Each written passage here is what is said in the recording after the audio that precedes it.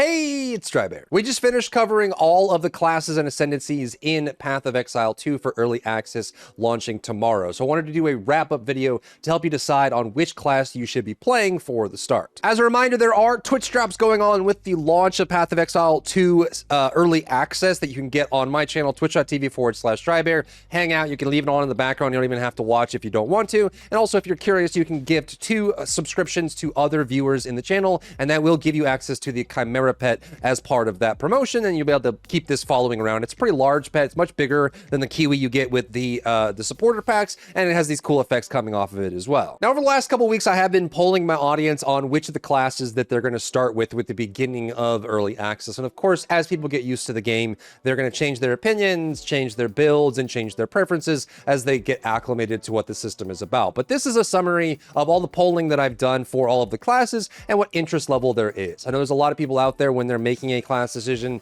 they like to go with whichever class is the most popular or has the most interest because it will have the most build support and the most theory crafting done for it. Some people like to go with the least popular because they like to blaze a trail, and some people just like to go in the middle because they don't want too much noise either way and they want to have a good party mix up there. So this is the layout with Witch and Monk at the highest level of interest. At least in my audience, the sample size is about maybe 8 to 10,000 total. Just a sample size of at least my audience or my area, whoever engaged with my polls on YouTube, so take from that what you will.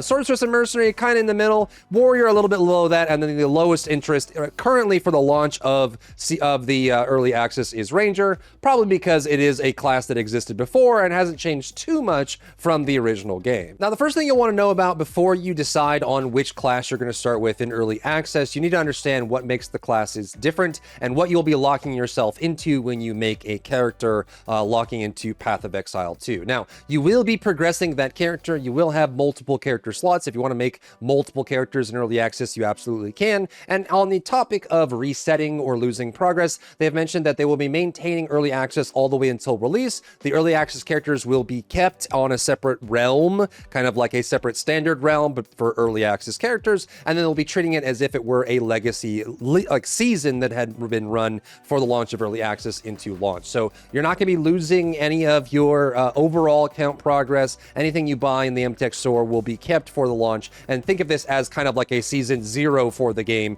with its own like kind of a little bit more turbulent development, as they will be changing the game itself. Now, there are 3 main things that you will be locked into for your class that you want to be aware of before you decide on the class you're going to go with. The first thing is going to be the looks of your character. The characters are gender locked and they have a fixed appearance. They are essentially people, like they're a known kind of character. They will have their own voice lines and aesthetic, and this is locked for the character itself. You won't be able to make a male and female version of every class, and you won't really be able to change the fleshy components of the character. You will obviously be able to apply skins and cosmetics, and their armor will change and their weapons will change, but they will be locked in. So that will be the first thing that's locked in for the class that you choose based on its own appearance. The next thing is the starting point on the passive skill trees. This is one massive skill tree shared by all classes in the game. However, though everyone shares the same skill tree, every class will start in a different origin point on the skill tree as well, and have nodes that kind of relate to that class as well. So you may be closer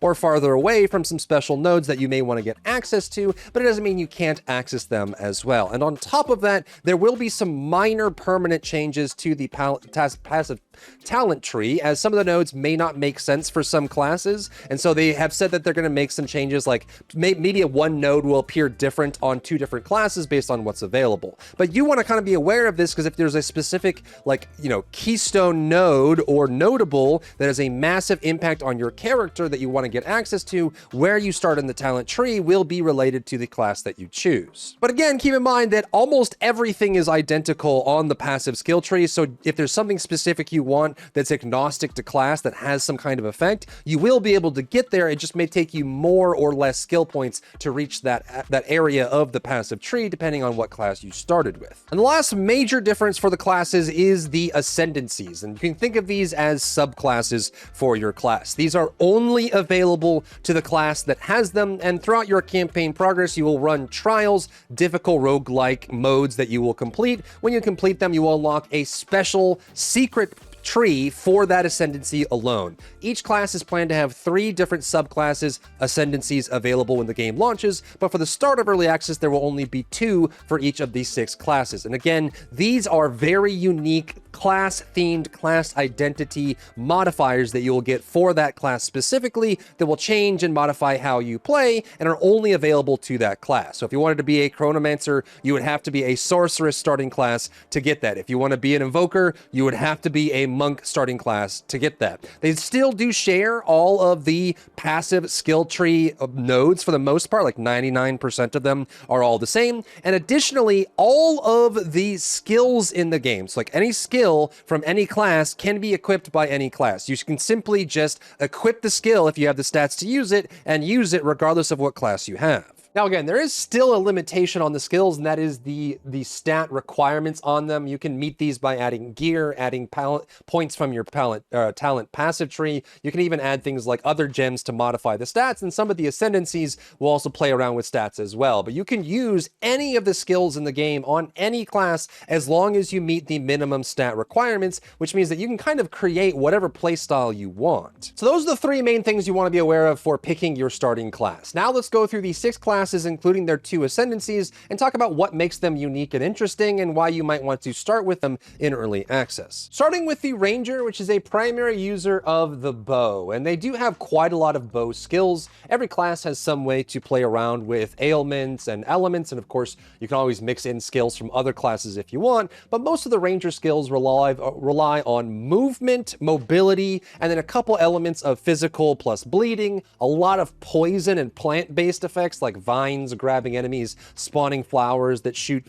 fumes or pustules into the air, and also a whole bunch of poison effects that go along with that. And they also have lightning and deployables and ice, so they can freeze targets, put lightning rods on the ground, arc lightning between them. But most of what the Ranger does is really around movement. They are very mobile, very flexible, and also kind of flashy in the way that they move around the battle and kill targets. And things start to get pretty hectic towards late game with Ranger 2. You have a lot of modifiers for attack speed. Your lightning rod builds will go crazy, putting lightning everywhere, and you have some really nice combinations between the other effects as well. And the ascendancies are also quite different from each other to boot. One of the things I like about the Ranger as well is that they can be very momentum based, and I don't mean by their movement and mobility in general, but they also have a lot of stacking mechanisms that get better and better the better you perform, which I think is a cool mechanic for a Ranger. So they can have frenzy stacks that build up. They have ways to build up stacks and detonate or consume things to do different things from that standpoint, which gives them a lot of ways to play around the movement and tempo of the fight while positioning themselves and dashing around. You can even mix in some of the monk abilities, which are also highly mobile as well, to create a very flexible class that can move around the battlefield. Ranger has 2 different ascendancies. The first one is the Deadeye, and this one focuses a lot on bow skills as well as stacking. Not only will they have ways to interact with frenzy stacks in special ways, but they also have a special passive called Tailwind, which is a stacking buff which grants % movement speed, skill speed, and evasion rating per stack and stacks up. And you have ways to gain more stacks of this and hold on to them as well. So again, you have frenzy stacks building up, you have Tailwind stacks building up, and you can also play with distance as well. They have 2 dichotomy passives here, point blank and far shot. One gives you more damage the farther away the enemy is, and one gives you more damage the closer the enemy is, and you have to choose between them. And this will give you an option to play more shotgun style or more sniper style, depending on how you want to play. The second ascendancy for Ranger is the Pathfinder, and this one is super unique in a lot of ways. This one plays a lot more off of the elemental aspect of Ranger, but their claim to fame is the Brew Concoction ability. You will be able to choose an elemental concoction as an ability, and when you use this ability, it will consume a charge of your mana flask to throw an elemental bomb or flask like an alchemist onto the ground. You can choose bleeding, explosive, shattering, fulminating, or poisonous depending on what your build is, and they have a lot of other things going on like granting extra skill points on the passive tree, giving more flask bonuses, or giving damage on enemies that have an ailment on them, which is super fun. So if you wanted more of like a Ziggs style or alchemist style gameplay, having the Pathfinder I think is going to be a really unique way to play the Ranger. And keep in mind that when you're playing Path of Exile 2, you will have a locked-in health flask slot and a mana flask slot. So you will always have a mana flask no matter what. There's not 5 flask slots, there's 2. You will have a dedicated one for mana, and you will always be able to use your concoction from that mana flask. Next up is the Witch, which is the primary summoner of the game of Path of Exile 2 Early Access. They are split out from the Witch that we had in Path of Exile 1, and they focus a lot more on bone magic, chaos magic, occult magic, and summons like skeletons, reapers, and all kinds of other manner of creatures. They will spend a lot of time building either for these kinds of magics or by building for summons or some mixture in between. You're not forced into one or the other, you can choose. And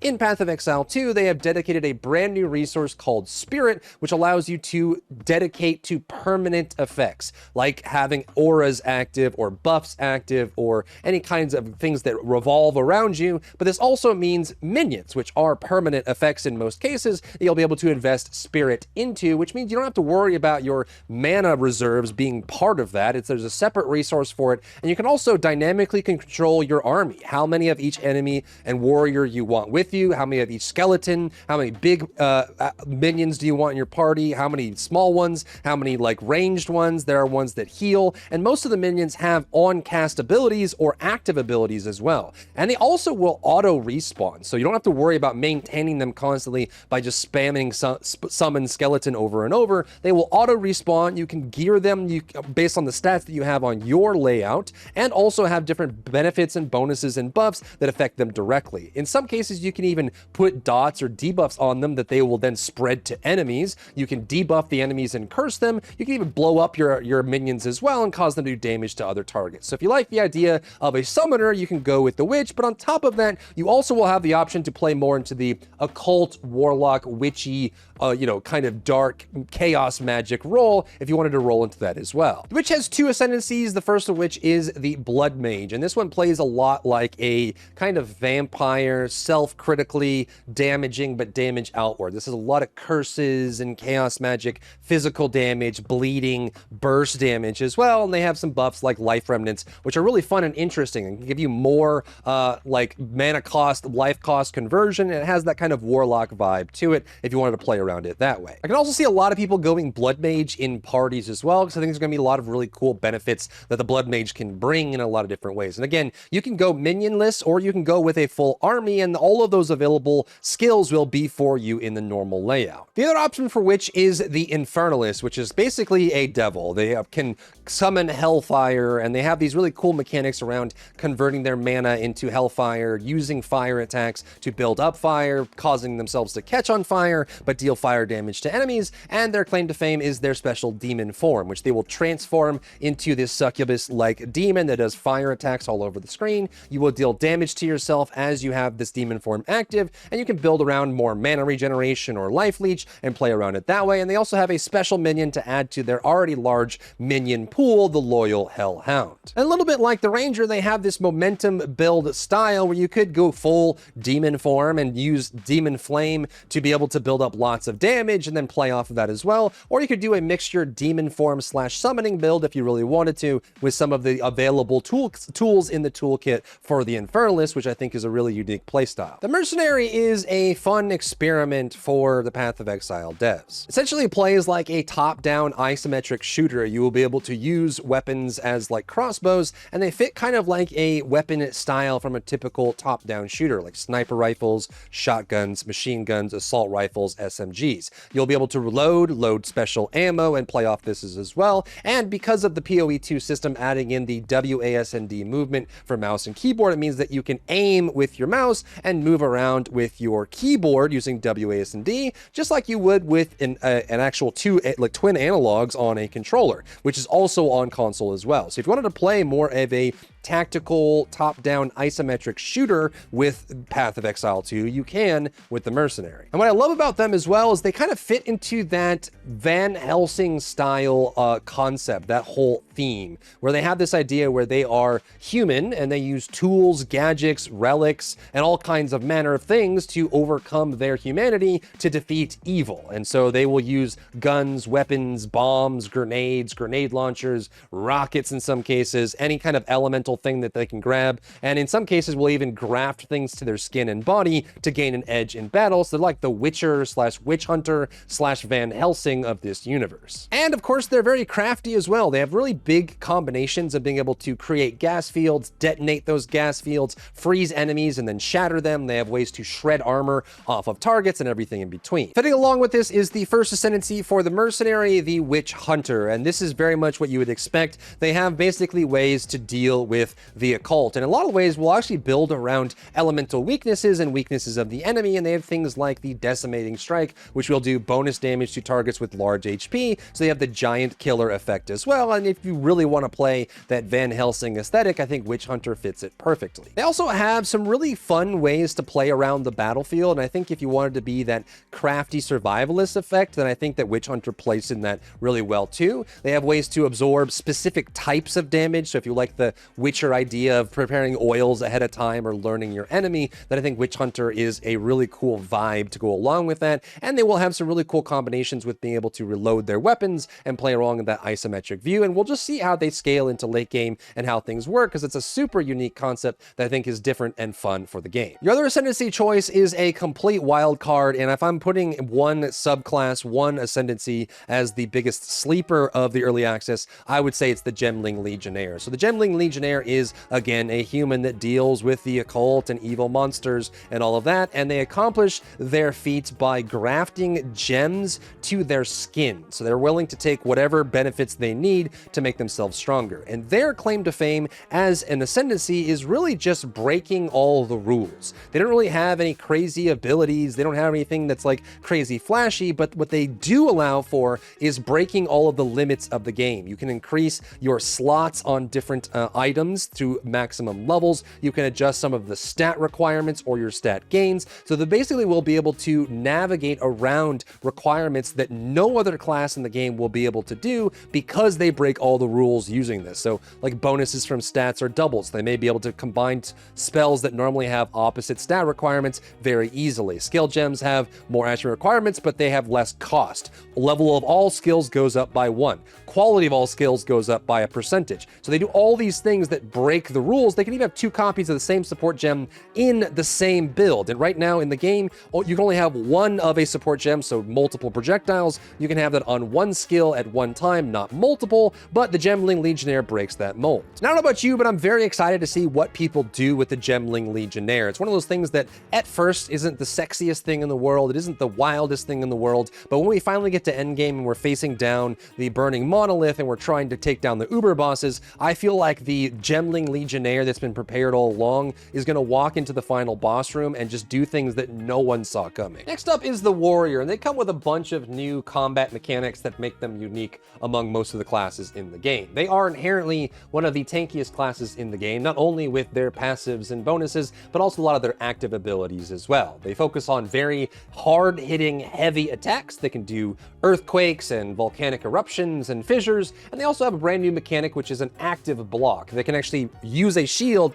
and then raise that shield in a direction and block spells, projectiles, and melee attacks while they're holding it up. This will eventually break if they take too much damage, but it's super cool to be able to have an active block mechanic in an ARPG where you can directionally absorb or avoid attacks. They also have toggleable invulnerability, which they can turn on to take a hit and then turn back off if they like, depending on what Ascendancy they choose, and they have the ability to dual wield 2-handed weapons as well with a massive Titan's grip. So if you like big burst damage or tankiness, or just like to be able to have the kind of like Warrior's arsenal that you'd like with the Warrior, then this is a perfect choice for you. They definitely have the most bam bam energy out of every class in the game. The first Warrior Ascendancy is the Titan, and they focus a lot more on just taking everything on the chin. You'll notice that they have increased armor from equipped body armor. They have more passive skills for stats and bonuses. They excel heavily at taking hits, but also dealing damage to targets, and also triggering heavy stuns and crushing blows with their big 2-handed weapons and slamming. So they have some really cool options for just dealing upfront damage on top of just AoE stuns, shockwaves, fissures, and things like that. They are just basically the Monster Hunter with impossible strength, stomping around the battlefield, breaking everything in front of them. And I think if you just wanted to be the rockin' rousey, like Roadhouse style character. I think Titan is super fun. I think my first warrior will probably be a Titan overall, because they're just so much fun to just hit targets for big burst damage, and they might even have some of the biggest single target hits in the game. The second option for warrior is the Warbringer, and they're a little bit more focused on utility. They do have some really nice block options as well. They can even do war cries. They play a little bit more into their totems and have ancestral spirits that they can summon that do various different things that have all kinds of bonuses. So if you wanted to have more of the ancestral will or ancestral summons build for your warrior, Warbringer will bring that up as well. And they also have the toggleable immunity that we talked about earlier with Encase and Jade. This is an ability that makes them invulnerable but unable to move,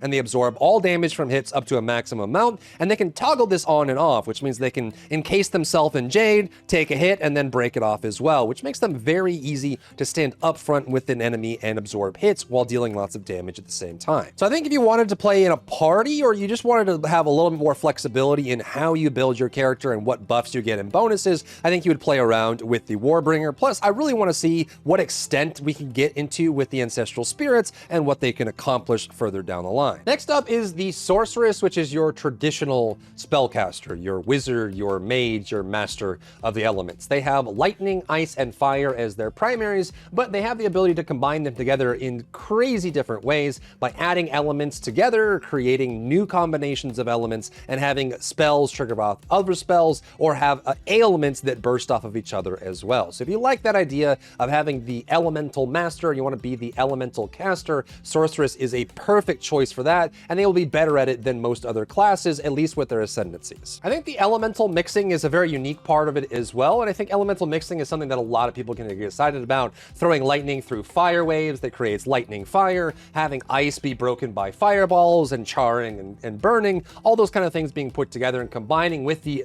wealth of options you have available on the Sorceress, I think is a really big part of it. And on top of that too, they have 25 elemental skills to choose from. They can also pull in skills from other classes. Many of the other classes have elemental effects that you can bring into the mix as well to cause all kinds of mayhem on the battlefield. Your first option for Ascendancy is the Storm Weaver, and some people are theorizing this is going to be one of the fastest league starters just because of the amount of spread that they have here. This is going to be focusing primarily on elemental attacks and elemental bonuses, but one of their claims to fame is the fact that they can create shock out of nothing. They have the ability to apply shock, which is an electric or lightning-based ailment that causes the target to take bonus damage. It's a damage amp from the target, but they can trigger that from any element, period. They can do a fire attack that applies a shock to the target as well. They can also create elemental storms based on elements, trigger elements off of other elements, and various other things as well. So if you wanted to be the arcane master of the elements, Stormweaver is going to be the choice for you. And keep in mind, you can also do,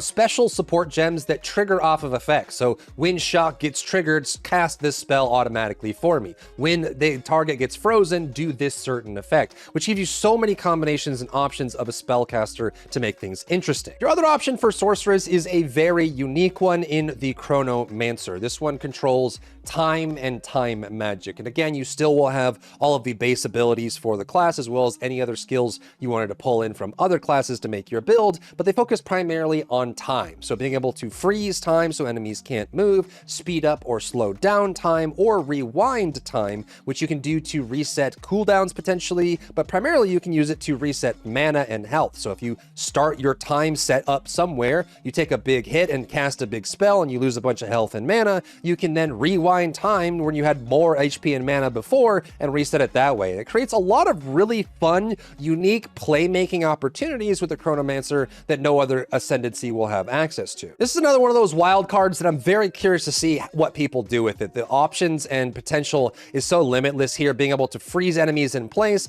how this affects certain mechanics, time-based mechanics, and everything along the way, and especially party too. Like being able to freeze all the enemies in a party seems really strong on top of that as well. Plus you have magic to go along with it. So Chronomancer is a huge, unique addition to the game. Lastly, we land on the Monk, which is your dexterity-focused melee fighter. They have a lot of mobility, so the two of the fastest classes in the game, aside from very specified builds, are Monk and Ranger. And the Monk is very flashy, flippy, dashy. If you like Duelist in Path of Exile 1 with Flicker Strike, this is going to be a very easy pickup for you, and I think a lot of people are very excited about playing the Monk. They do have elements along with them, so they can do ice, lightning, and wind magic. So if you wanted to be a airbender or firebender with lightning bending on top of it, or a waterbender that can freeze things, then Monk is the way to go. They primarily use quarterstaffs, but again have access to most of the other abilities in the game, and a lot of what they do is combo based. They can dash around, teleport, relocate, combo one ability into another ability, and have all kinds of striking palm bonuses as well. So if you wanted to be a fast flying, dexterity based character, then Monk is an easy choice. The first Ascendancy choice for Monk is the Invoker. So if you really like the idea of being in the Avatar universe, Invoker is going to be the way you want to go. They focus a lot more on the elemental side of the Monk. They have things like Elemental Expression, which does different elements based on what you choose, explosions proportional to your stats, and you can do striking palms, exploding palms based on the element as well. And they have Unbound Avatar State, so they can transform into an avatar and do all kinds of elemental destruction. And there's also going to be some really cool combinations of applying elements to all of your attacks, all of your projectiles, sending projectiles everywhere, and blinking around using all of the elements all at once. And kind of like the Stormweaver Witch, I'm very excited to see what other combinations people use for the Invoker Monk, because you can bring in elements from Sorceress, elements from the Ranger if you'd like, and combine all of those together to do all kinds of crazy chaos all over the battlefield. And honestly, in the late game, you're going to create a lot of nonsense all over the place, exploding things, creating bells, knocking them, doing explosions, adding elements, and everything in between. Your other option for Ascendancy is the Acolyte of Chayula. This is your Shadowborn Monk or your Dark Monk, or whatever you want to call it. They focus a lot more on elements of the Breach, which if you're not a PoE lore fan, is essentially just the underworld. It is the upside down that exists in the same space that we have, and it is connected to demons and monsters and the flames of Chayula. So if you like being a dark or shadow monk, or like an acolyte of the deep, then this is going to be your option here. They have tons of ways to deal with chaos in some cases. They can do leech in a lot of really strong ways. They can reach into the breach, into the void, and pull darkness out. They can see things from the breach that no other subclass can, and they're able to use chaos damage and bonuses from that reservoir to create some really cool, interesting combinations that no other class can, which I think creates a nice antithesis to the avatar-focused elemental monk that focuses on the environment. Embrace the Darkness allows the Acolyte of Chayula to really just just focus on winning and no matter the cost, and I think it's going to create a lot of really cool combinations that also might make certain boss battles unique for them, as their ability to deal with the breach and reach into the darkness may change the outcome or circumstances in ways that no other Ascendancy will be able to reach. And that's all 6 classes for Path of Exile 2 Early Access. I think this is going to create a lot of options for people as they play. Keep in mind that if you don't like a class, you can always just make a new character, start leveling again. You will have to progress the campaign for every new character that you make, and you will have to kind of learn that process as you go along. But that's part of the fun of Path of Exile, is making builds, making mistakes with those builds, and learning how to modify them in fun ways. And I think a lot of people that play these kinds of seasonal ARPGs end up just, picking a class or an Ascendancy for the season and just seeing how far they can go with it, what build they can make out of it, and what unique aspects they can bring to life from that class overall. So I think it's going to be a lot of fun, but it is important that you stick with some things. I think you will want to try and push a class that at least suits you for the start to play to end game, play around with all the systems, and learn as much as you can, because learning is the name of the game. This is a brand new game with a new sandbox, playing around in it, getting your little Mack truck and picking up sand and making a sandcastle. The sandcastles are going to crumble, and it's going to rain, and you're going to have all kinds of problems, and learning how to deal with that, modify your build, and play around with it is a big part of playing a game like this. Keep in mind, unlike Path of Exile 1, you can go to a refund or respec vendor just using an in-game currency of gold, which is readily available from everything that you do, and you can respec your build if you want to. There currently is no plans to be able to change Ascendancy once you choose, but you will be able to respec your talents, change your armor, change your gear, and get new loot if you need to, if you want to play around with it. But the reality is, no one really knows what they're doing with the start of early access. Everyone's going to be learning all at the same time. So take this as an opportunity to go towards something that you enjoy, that seems really cool, and just see how far you can take it before you decide on what you're going to do next. Let me know what class you decided to take down below in the comments. If you found value in today's video, leave a like down below, leave a comment for the algorithm to help this video get seen by more people, and don't forget to check out my other channels for other content and other stuff and other things.